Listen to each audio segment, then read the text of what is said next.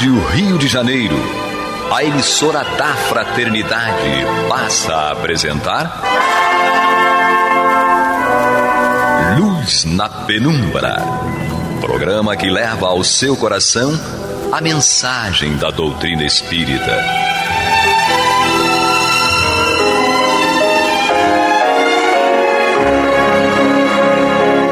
E agora com vocês, Aloísio Guigino e Eduardo Araújo, para o estudo da obra O que é o Espiritismo, de Allan Kardec.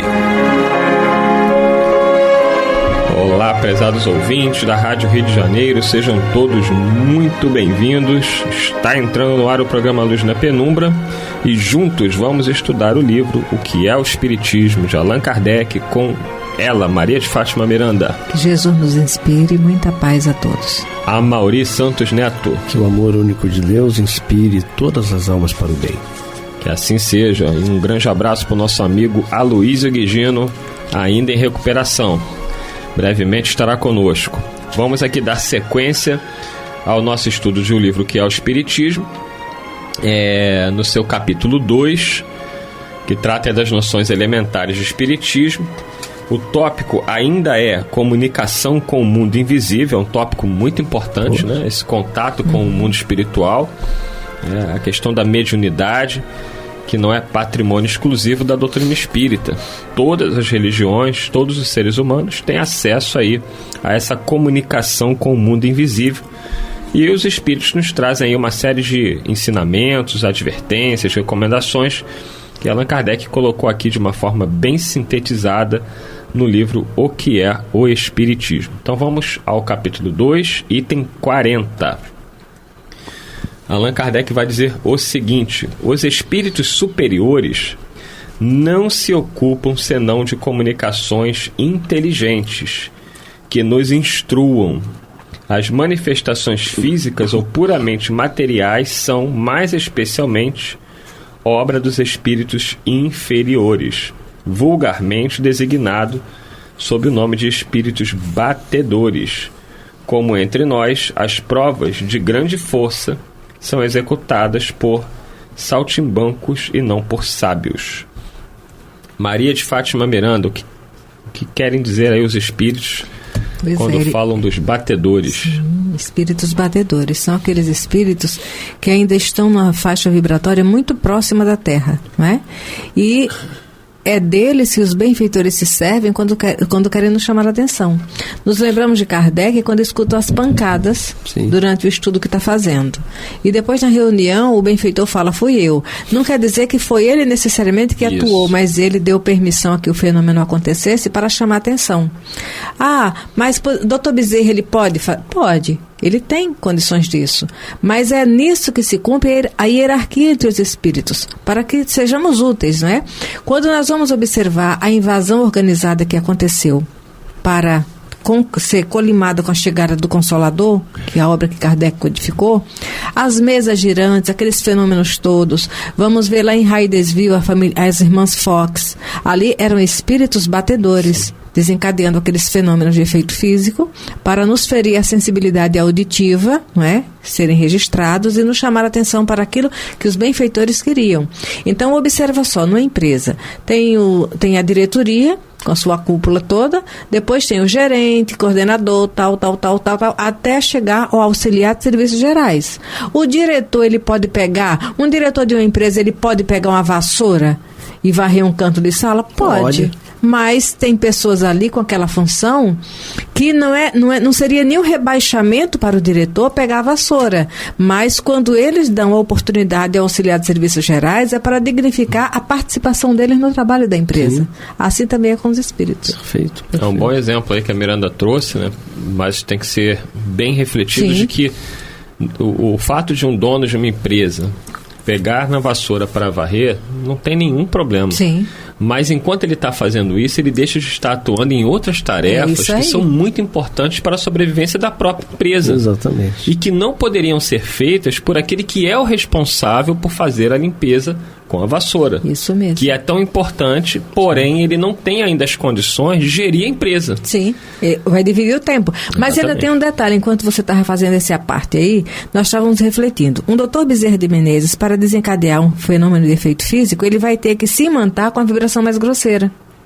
O que não é necessário. O que não é necessário, já porque tem espíritos que podem fazer isso. São aqueles que ainda estão comungando nessa faixa vibratória. Observemos Jesus. Aí, pelo amor de Deus, me corrija se eu estiver voando muito. Mas olha, Jesus, o que é que os espíritos falam? Que para que ele viesse à Terra num corpo físico, ele passou um período de preparação. Perfeito. Né? Para atuar na matéria quintessenciada, que é a matéria mais leve, mais sutil que envolve o planeta Terra, construir um perispírito com o comando do seu corpo mental, para mais tarde de ligar-se biologicamente ao bebê que estaria sendo gerado no ventre de Maria. Então, para que um espírito mais adiantado mergulhe na parte mais densa, requer um trabalho elaborado. Então, o Dr. Bezerra, além de usar o tempo dele de forma mais efetiva no outro departamento, ele teria que se manter ainda de situações muito impregnadas das nossas paixões. Por isso que tem a hierarquia. Não é só aqui, mas tem lá também. Né? Ele se utiliza daquele que está mais próximo para poder fazer o fenômeno, né? Que já está ali. Por isso que quem está em cima vê tudo, quem está embaixo não vê, né? Quantos de nós estamos numa situação quando desencarnamos, o orientador diz para o espírito: olha, sua mãezinha está do seu lado, e ele não está vendo. Por quê? Campo vibratório. Está num campo vibratório mais elevado, então ele não consegue ver, mas ela consegue estar ali, ver, né, e fluir de alguma coisa positiva, de amor, né? Isso. Então, basicamente é isso mesmo. A gente tem que ter muito cuidado, muita prudência. Allan Kardec, os espíritos sempre existiram, né? Grécia, Egito, mas Kardec nos trouxe uma maneira de olhar, né, e de olhar seriamente o que eles podem fazer positivo e negativo, estando aos nossos lados, porque nós temos os que nos acompanham, mas de acordo com o meu campo vibratório, se eu só estou pensando besteira, por mais que ele queira me ajudar, os que estão na mesma sintonia que vão poder estimular o negativo. Né? Por isso que a gente tem que orar e vigiar.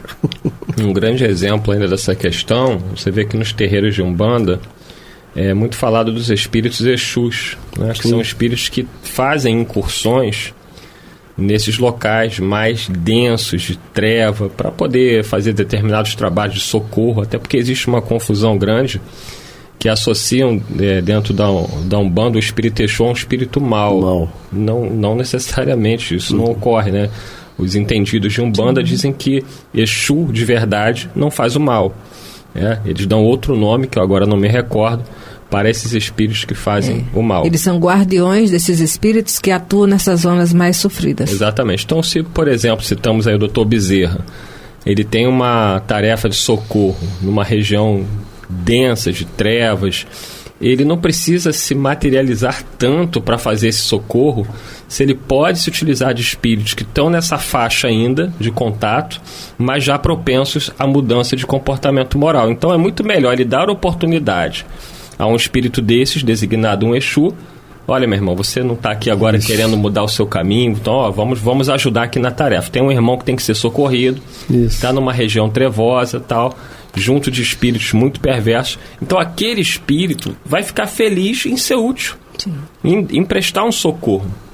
E não vai tornar necessário que o Dr. Bezerra se coloque numa situação de materialidade que já não compete mais com a organização perispiritual dele. Então é assim que todos os espíritos, assim contribuem. É assim que nós, espíritos imperfeitos que somos, Jesus conta conosco para a tarefa do bem. Mesmo nós sendo quem somos, Jesus muitas vezes utiliza de nós para levar o socorro a um irmão que esteja numa situação pior do que a nossa. Com certeza. Uma palavra, né? Quanto uma palavra muda um caminho, né? Está aí o exemplo na área do Eduardo, né? Que ouve, né? Das pessoas, os desesperos, né? Os conflitos, e que falam com ele, olha, eu estou a ponto de me matar.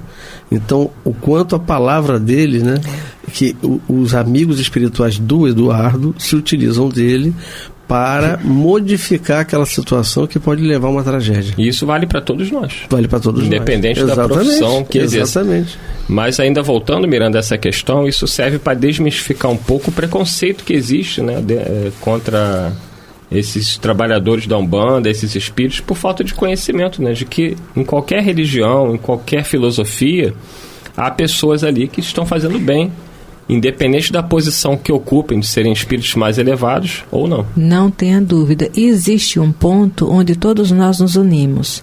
Cada um de nós tem afetos. E às vezes agimos de uma forma irrefletida com alguém porque não nos colocamos no lugar daquele que vai receber aquela situação desagradável. Então já tivemos oportunidade de acompanhar momentos em que na reunião mediúnica, o evangelizador, né, o amigo que recebe ali, conversa, na hora que o espírito começou a fazer certas agressões verbais e mostrando certas coisas, aprendi muito com aquele companheiro, ele ficava calado, ouvindo tudo. No final ele dizia assim: meu irmão, eu tenho certeza que você tem alguém a quem você ama muito. Imagina se você tomasse conhecimento de que alguém está se preparando para fazer coisas tão desastrosas com esse seu afeto. Então, é hora de você refletir que essa pessoa que você está tentando prejudicar também tem amigos que vão ficar preocupados. Alguns no mesmo nível que você, que vai querer vingança. Mas tem outros benfeitores cuidadosos que vão tentar chamar para uma reflexão. Então, você não tem pessoas que te amam? Podem estar precisando da sua atenção agora. E você está focando a sua vibração para um momento que você vai se comprometer. Quando você pode, nesse momento, aproveitar a presença desses amigos espirituais aqui, já para trabalhar em função daqueles que precisam do seu amparo e são espíritos que você ama. Ali já desmontava toda... A princípio esperneavam, mas depois a ficha caía, não é? Porque nisso todos somos iguais. Aqueles que são considerados Exus, tal coisa, eles têm uma jornada afetiva, não é? E também têm necessidades de paz. Então, quando você reflete que ele é alguém... Até porque são seres humanos como nós, não né? Tenha eles dúvida. Usam esse nome que representa... Eles não são marionetes. Representa uma categoria de espíritos, né? Eu, Eduardo, falange. Se eu desencarnar e eu for atuar numa falange dessas, eu possivelmente vou me apresentar como um Exu.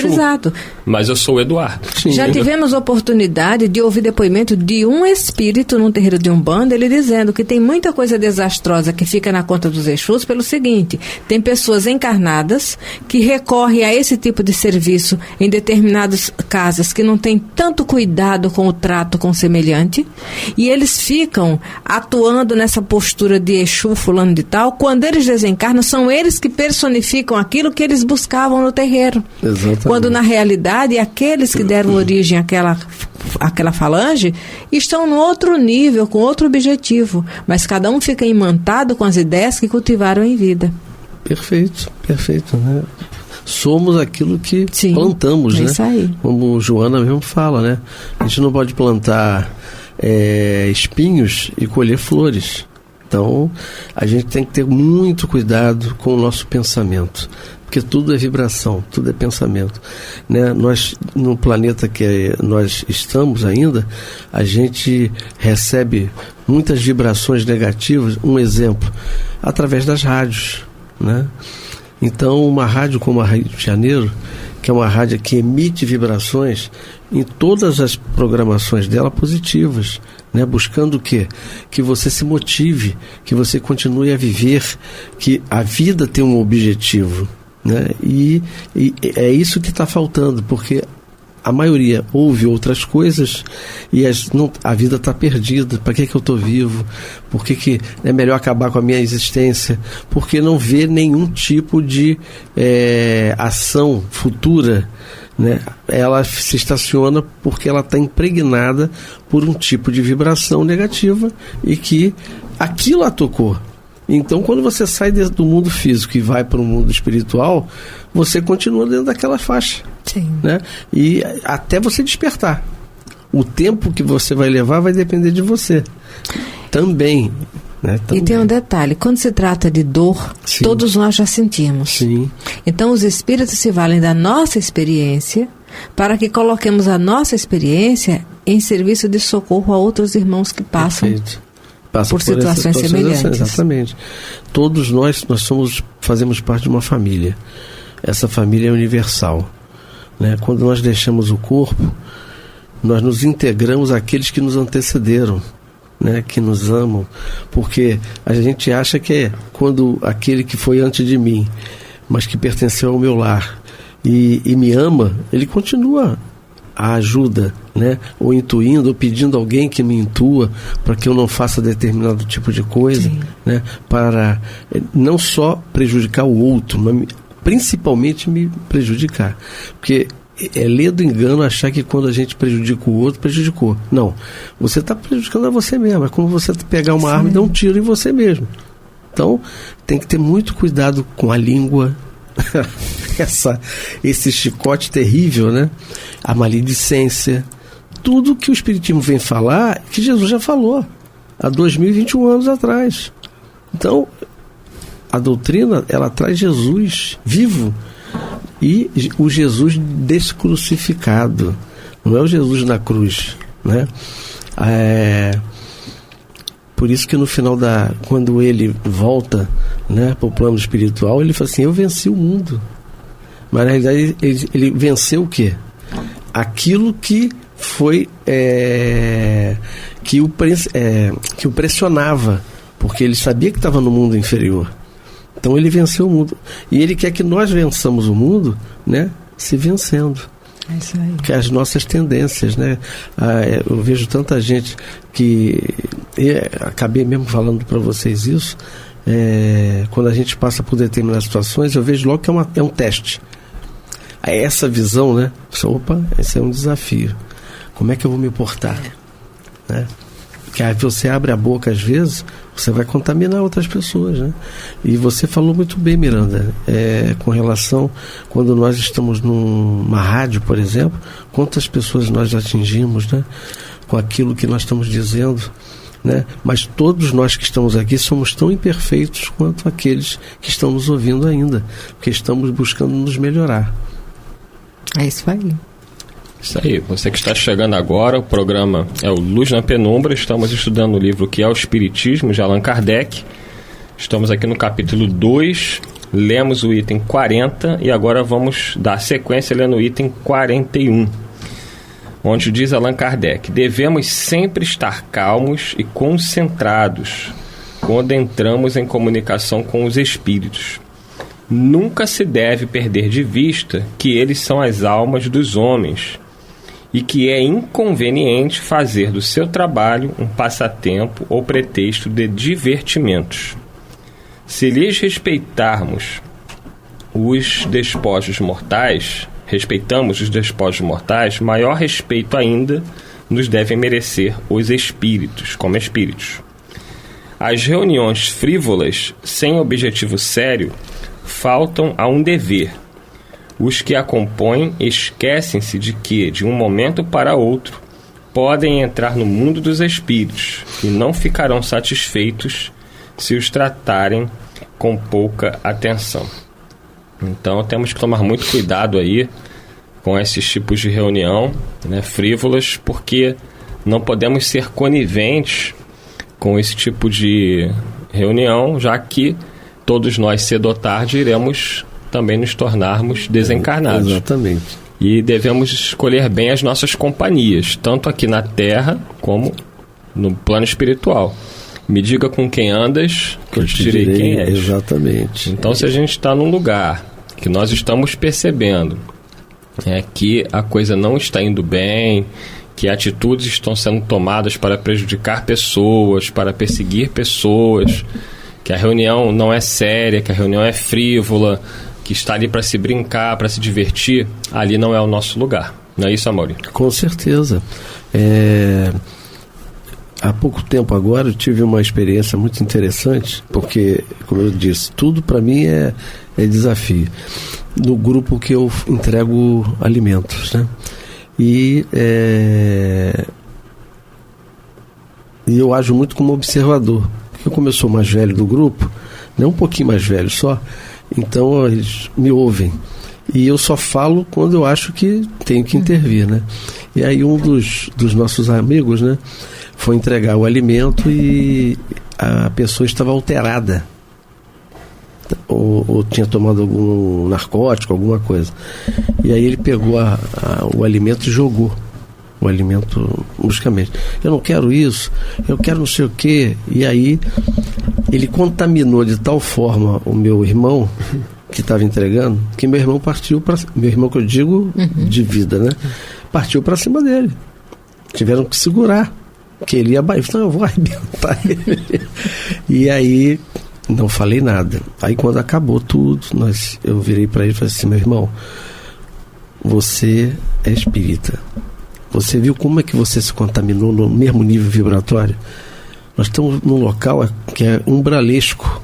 A verdade é essa, né? Então, você se deixou contaminar pela vibração dele e entrou na sintonia. E aí, porque você entrou na sintonia, você resolveu agir com violência. Nós estamos aqui por caridade, né? Para ajudar o outro e não fazer isso. Aí ele foi entendeu? E hoje ele falou: não, você está certo, eu vou procurar me controlar mais. Eu falei: porque você vê, você perdeu a dimensão do certo e errado porque ele agiu com violência. Mas ele estava testando você também, porque não era ele sozinho. Sim. Tá uma galera ali, né, agindo com ele. E você se permitiu sair da vibração positiva e entrar na vibração dele. Então a gente tem muito cuidado. São dois lados da ponte. Aquele que segue em direção para estender a mão e aquele que estende a mão para receber. Sem eles, do outro lado da ponte, não teríamos oportunidade de exercitar, exatamente, né, essa situação. Exatamente. É interessante. E acontece. Sim. Acontece coisas porque a própria equipe que vai às ruas para fazer esse atendimento, ela já fica também visada por aqueles espíritos que se prazem em massacrar esses irmãos que estão na rua. Perfeito. Então eles se incomodam, porque eles queriam torturar, então vai alguém para minimizar as dores, não é? Então por isso que deve a oração antes, o agradecimento depois e essa vigilância de posto ali que você fica na observação para depois ver a avaliação do desempenho do grupo. A gente faz isso. Isso aí. Estamos chegando aí ao final, né, de mais um programa. Com muitas reflexões, trazendo para cada um de nós a nossa responsabilidade nesse trato com o mundo invisível. Você que frequenta uma casa espírita, que frequenta um terreiro de umbanda ou uma igreja, seja onde for, deve observar com muita atenção. E em família. Em família, né? Se esse contato com o plano espiritual está sendo feito de forma respeitosa. E se os espíritos que se manifestam são espíritos que nos levam ao bem. Perfeito. Espírito bem intencionado jamais vai nos sugerir qualquer ideia longe daquilo que prega o Evangelho do Cristo. Perfeito. Então, onde estiveres, preste atenção, porque às vezes, não só por responsabilidade de espíritos galhofeiros e mal intencionados, mas pelos próprios homens, seja em qual religião for, a reunião é conduzida de uma forma muito inadequada. Verdade. Então, que a gente saiba perceber isso e se afastar desses ambientes, porque continuar num ambiente desse é conivir com aquilo que está sendo feito, né? Então, que a gente fique atento e procure seguir, conforme disse o Espírito Emmanuel a Chico Xavier, se ele dissesse qualquer coisa diferente de Jesus e de Kardec, que ele fosse abandonado e que o Chico continuasse seguindo Jesus e Kardec. Então, essa é a nossa meta também. Estejamos atentos, sem julgar a quem quer que seja, mas também sem sermos complacentes com o erro e com o mal. Obrigado a Mauri Santos Neto, Maria de Fátima Miranda, nosso Pablo na técnica e sobretudo a você, prezado ouvinte e internauta que nos acompanharam em mais um estudo do livro O que é o Espiritismo. Semana que vem, se Deus quiser, aqui estaremos dando continuidade. Muita paz a todos. Você está ouvindo o programa Luz na Penumbra.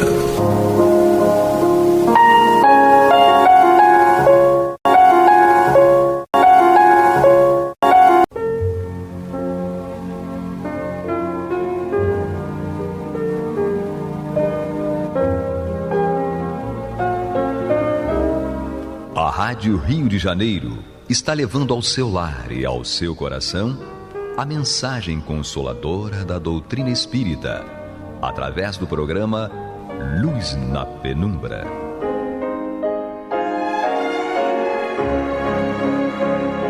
E agora com vocês, César Augusto Lourenço Filho, para comentar os textos da Revista Espírita de Allan Kardec, no período de 1858 e 1869. Boa noite, queridos amigos. Aqui estamos novamente e nos alegramos por estarmos juntos outra vez, continuando o nosso estudo pelas páginas da Revista Espírita. No programa anterior, nós demos continuidade ao estudo da matéria de título O Espiritismo é uma Ciência Positiva, publicada por Kardec no exemplar de novembro de 1864 da Revista Espírita.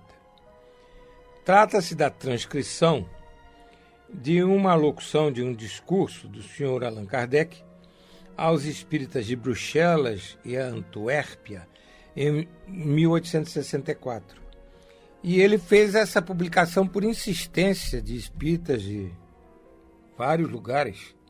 E até hoje, de vez em quando, nós ouvimos no meio espírita referências de companheiros, de confrades e confreiras, referência a esse discurso de Kardec, porque realmente foi uma das peças mais importantes que Kardec escreveu e que até hoje serve de muito ensinamento para todos nós.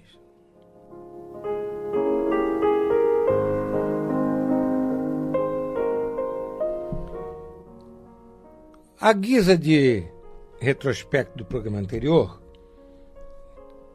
nós vamos fazer a leitura de 2 trechos que espelham bem os pensamentos que Kardec transmitiu. Como força e como lei da natureza, a ação do elemento espiritual abre assim novos horizontes à ciência, dando-lhe a chave de uma imensidão de problemas incompreendidos.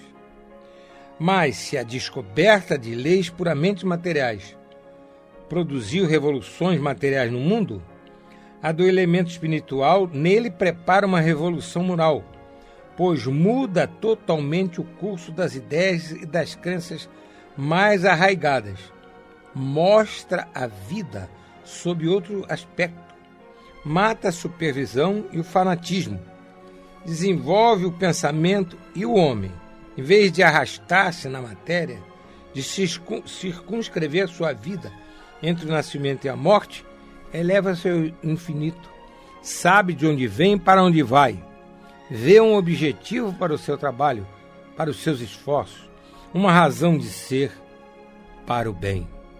E mais adiante, falando a respeito dessa importância do Espiritismo para dar à pessoa essa certeza da vida futura, da sua imortalidade, da certeza de que tudo aquilo que realiza não é perdido, que quando se morre, morre apenas o corpo, que o amar e servir é uma coisa eterna. Kardec disse o seguinte no discurso referido: considerado desta maneira, o Espiritismo perde o caráter de misticismo que lhe censura os detratores, justamente aqueles que menos o conhecem. Não é mais a ciência do maravilhoso e do sobrenatural ressuscitada.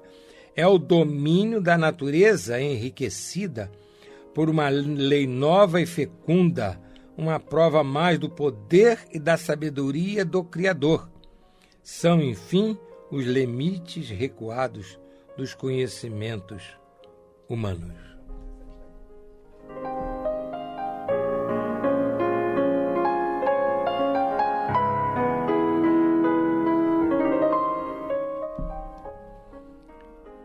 Assim, queridos irmãos, nós estamos vendo que Kardec, nesse discurso, está ressaltando o valor do Espiritismo como sendo uma força da natureza, os espíritos sendo justamente as almas dos encarnados, que são erroneamente chamados de mortos, quando passam para a pátria espiritual. Aqueles que não conhecem essa nomenclatura, para facilitar, Kardec adotou a palavra alma para designar o espírito encarnado e a palavra espírito para designar o espírito desencarnado. Então, quando nós dizemos alma, é porque aquele espírito está encarnado. Quando nós dizemos espírito, é porque está desencarnado. O que não impede, também isso não pode ser uma coisa absolutamente rígida, o que não impede de, em determinadas circunstâncias, usar-se a palavra alma também para designar algum espírito desencarnado. Mas aí nós não estaremos, digamos, com o rigor da nomenclatura. Mas vamos continuar a leitura do discurso de Kardec para os espíritas de Bruxelas e Antuérpia, em 1864, publicado por Kardec no exemplar de novembro de 1864 da Revista Espírita, na matéria de título: O Espiritismo é uma doutrina positiva, uma ciência positiva.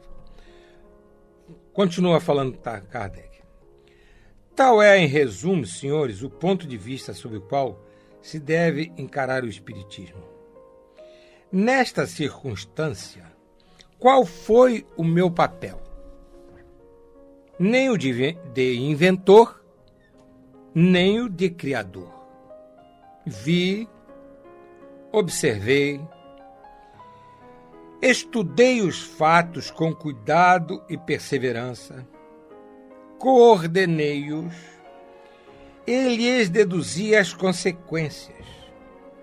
Eis toda a parte que me cabe. Aquilo que fiz, outro poderia ter feito em meu lugar. Em tudo isto, fui simples instrumento dos pontos de vista da providência. E dou graças a Deus e aos espíritos bons por se terem dignado servir-se de mim.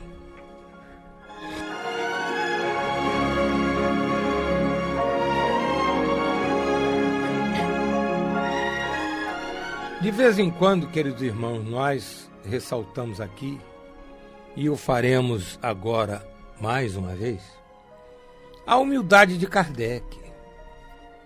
Kardec era um dos maiores pedagogos da sua época na França, que era, àquela época, meados do século XIX, era a chamada Cidade-Luz, mas não só por ser fericamente iluminada, não. É porque justamente em Paris estavam as grandes culturas, os grandes vultos das letras, da ciência, enfim. Era realmente um luzeiro, Paris naquela época.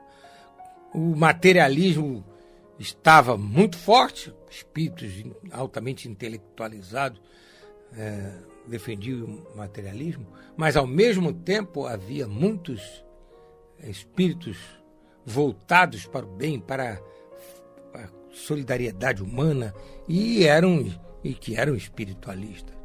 Então Kardec, que era uma pessoa de projeção nos meios intelectuais, ele poderia ter, se o quisesse, ele poderia ter se apresentado como criador da doutrina espírita, mas com uma postura absolutamente ética, moral, inatacavelmente moral.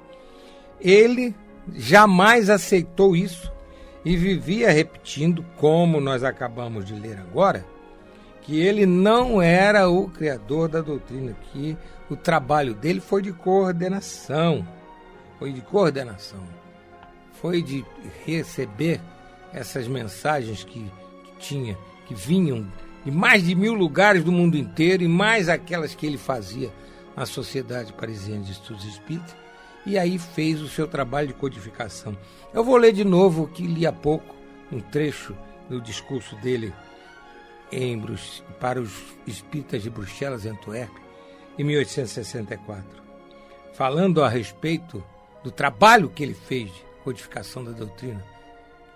Vi, observei, estudei os fatos com cuidado e perseverança.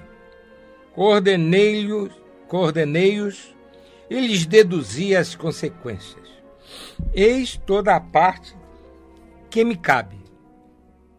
E ainda com muita humildade, o parênteses foi nosso, escreve ele. Aquilo que fiz, outro poderia ter feito em meu lugar. Em tudo isto, fui simples instrumento dos pontos de vista da providência. E dou graças a Deus e aos espíritos bons por se terem dignado servir-se de mim.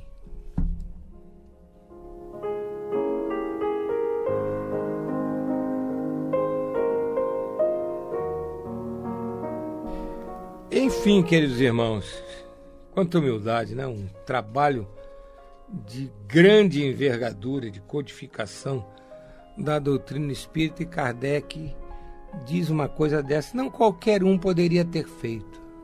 Não, qualquer um faria. De jeito nenhum. Mas vamos continuar. Estamos quase no final do discurso de Kardec. É uma tarefa que aceitei com alegria e da qual me esforcei por tornar-me digno, pedindo a Deus me desse as forças necessárias para realizá-la segundo a sua vontade. No entanto, a tarefa é pesada, mais pesada do que possam imaginá-la. E se tem para mim algum mérito, é que tenho a consciência de não haver recuado perante nenhum obstáculo e nenhum sacrifício. Será a obra da minha vida até o meu último dia. Porque, na presença de um objetivo tão importante, todos os interesses materiais e pessoais se apagam como pontos diante do infinito. Você está ouvindo pela Rádio Rio de Janeiro o programa Luz na Penumbra, com estudo da Revista Espírita, na apresentação de César Augusto Lourenço Filho. Queridos irmãos, se bem prometeu, melhor fez. Kardec se dedicou inteiramente aos trabalhos de codificação e divulgação da doutrina espírita, de organização do movimento espírita.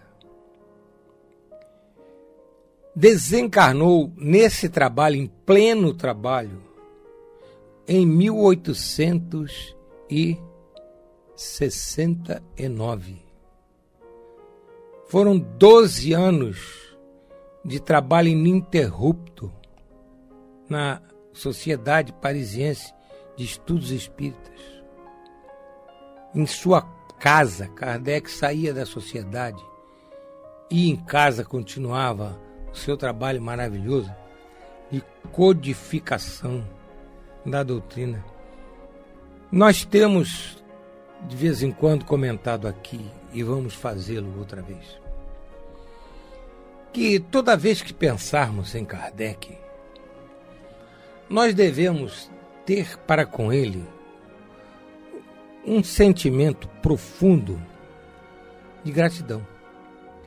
Porque se ele não tivesse feito esse trabalho de codificação da doutrina, a doutrina teria permanecido pulverizada naqueles mais de 1000 lugares em que os espíritos superiores a ditavam, através dos médiuns de tudo quanto é tipo, que não se conheciam uns aos outros, ao mesmo tempo, algum deles ou muitos deles recebendo mensagens em línguas que não conheciam, Então, se essas mensagens todas, voltamos a dizer, mais de 1000 lugares no mundo inteiro, não tivessem sido reunidas por Kardec e ele não tivesse feito esse trabalho que fez, a doutrina não estaria estruturada. Não teria existido a doutrina espírita.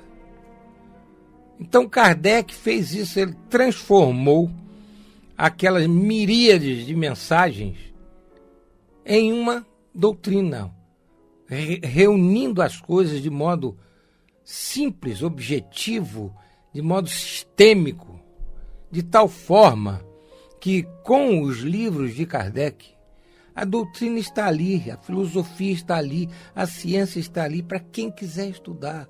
Tudo organizado de tal maneira que, depois que aconteceu isso, a espiritualidade maior parou de dar mensagens por aí afora com ideias novas. Por quê? Porque já estava consolidada a doutrina no trabalho que Kardec fez.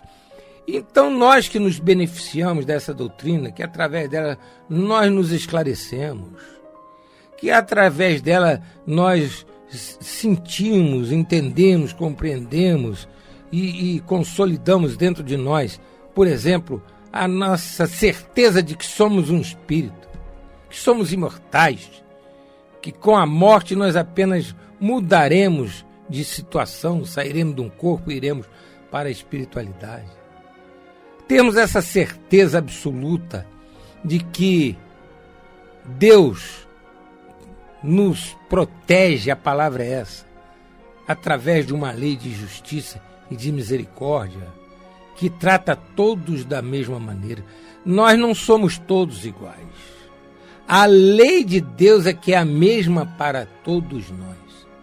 Nós, pelas nossas diferenças, nós agimos de acordo com o que nós somos, pensamos, que sentimos e fazemos.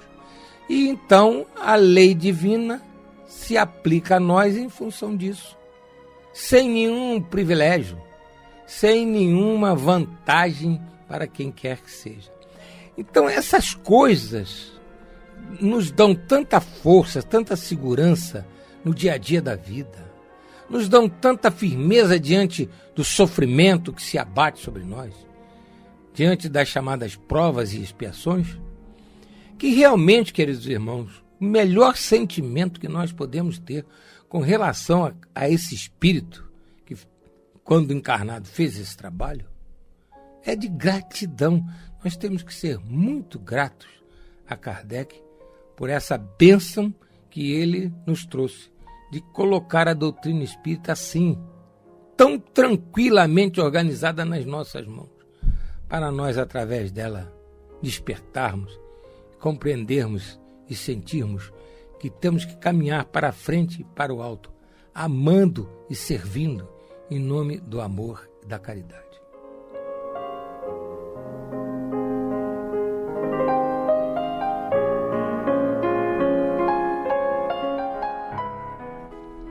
Kardec encerra o seu discurso, publicado na Revista Espírita, em novembro de 1864, na matéria de título "O Espiritismo é uma ciência positiva", da seguinte maneira: termino esta alocução, senhores, dirigindo sinceras felicitações aos nossos irmãos da Bélgica, presentes ou ausentes, cujo zelo, devotamento e perseverança contribuíram para a implantação do espiritismo neste país. Estou convicto de que as sementes plantadas nos grandes centros de população, como Bruxelas, Antuérpia, etc., não foram lançadas em solo estéril.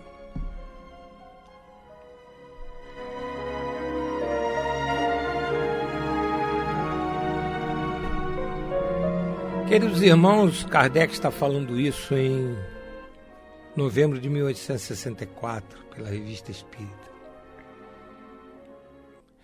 E nós estamos aqui no estúdio da Rádio Rio de Janeiro, com um banner à nossa frente.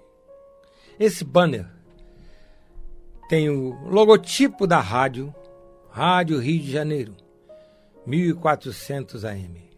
E do lado, queridos irmãos, está o seguinte: no Brasil e no mundo, pela internet. Então nós estamos aqui na Ilha do Governador, no Brasil, falando sobre essa doutrina maravilhosa, comentando os textos de Kardec na Revista Espírita. Não estamos inventando nada de nós mesmos. Nós estamos repetindo algo que foi impresso há 150 anos. E temos certeza de que neste momento, em muitos lugares, pessoas estarão ouvindo e estarão compreendendo, entendendo tudo que foi lido aqui, comentado, à luz dessa doutrina maravilhosa. E muitas dessas pessoas, mas muitas mesmo, nós temos certeza, através desses poucos minutos, terão entendido, compreendido que são imortais, que estão debaixo da proteção divina, que Deus vela por elas como vela por todos nós, que todos nós, indistintamente, até se formos materialistas ou nos dissermos materialistas, nós estaremos sendo ajudados, amparados, protegidos pela espiritualidade maior, por aqueles que deram os testemunhos que nós estamos começando a tentar dar, aqueles que amaram e serviram legitimamente, ou aqueles que amam e servem legitimamente, voltados para o bem. E é isso que a doutrina espírita nos pede, queridos irmãos, que cada vez mais nós consigamos, vencendo as nossas inclinações mais, nós consigamos olhar para os nossos irmãos de caminhada, sejam eles quais forem, e sentirmos que verdadeiramente eles são nossos irmãos.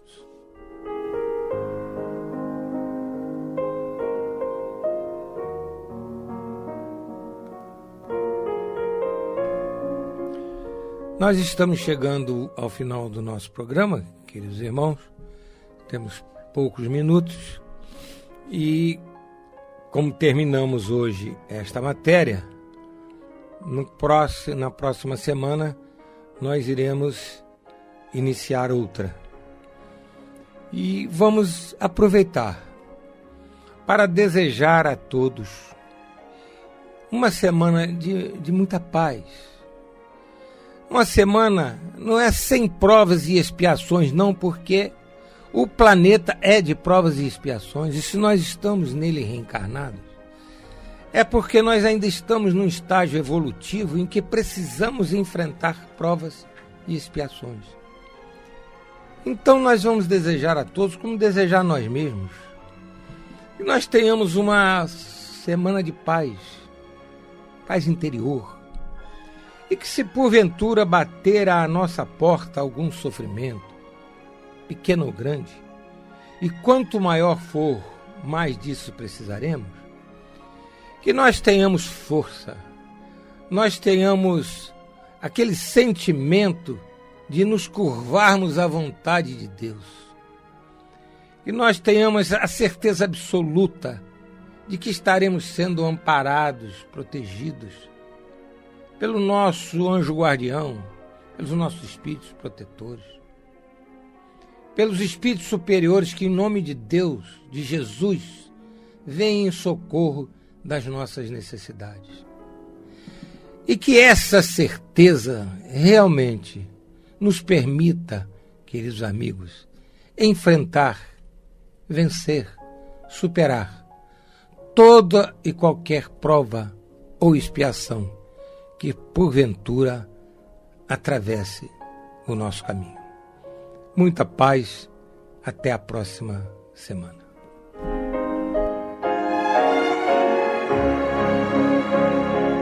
E vamos ouvir agora a prece de encerramento de nosso programa, na voz de Geraldo de Aquino. Jesus, dá-nos coragem para a luta, piedade para os insultos e misericórdia para as injustiças e ingratidões. Limpa nossa alma de inveja e ambições mesquinhas, de ódio e de vingança o nosso caminho. E que dentro em pouco, ao recolher-nos de novo ao calor do nosso leito, para que o sono nos dê a paz e o esquecimento das tristezas humanas, possamos sentir, Senhor, no mais íntimo de nosso ser, a doçura indefinível do Teu amor e a grandeza incomparável da Tua divina presença. Que assim seja.